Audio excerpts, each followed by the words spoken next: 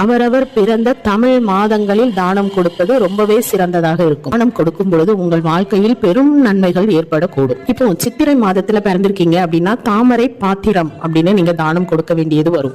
வைகாசி என்றால் கோதுமை, ஆணி மாதம் என்றால் மயில் இறகு வாங்கி தானமாக கொடுக்கலாம், ஆடி மாதம் என்றால் நெய் வாங்கி தானமாக கொடுக்கலாம் அம்பாள் ஆலயத்திற்கு, ஆவணி மாதம் என்றால் வில்வ இலை தானமாக கொடுக்கலாம், சிவனின் ஆலயத்திற்கு வாங்கி கொடுக்கலாம், புரட்டாசி மாதம் என்றால் புற்றுக்கு பால் ஊட்டலாம், ஐப்பசி மாதம் அப்படின்னா சந்தனம் வாங்கி கொடுக்கலாம், கார்த்திகை மாதம் அப்படின்னா தாமரை மலர்களை வாங்கி நீங்க தானமாக கொடுக்கலாம், மார்கழி மாதம் பிறந்தீங்க அப்படின்னா காளை மாடு தானமாக கொடுக்க வேண்டும், தை மாதம் பிறந்தீங்க அப்படின்னா மாணிக்க கல் நீங்க தானமாக கொடுக்கலாம், மாசி மாதம் என்றால் மிளகு தானமாக கொடுக்கலாம், பங்குனி மாதத்துல பிறந்திருக்கீங்க அப்படின்னா கோதுமையும் அரிசியும் கலந்த உணவை மீனுக்கு தீவனமாக கொடுக்கலாம்.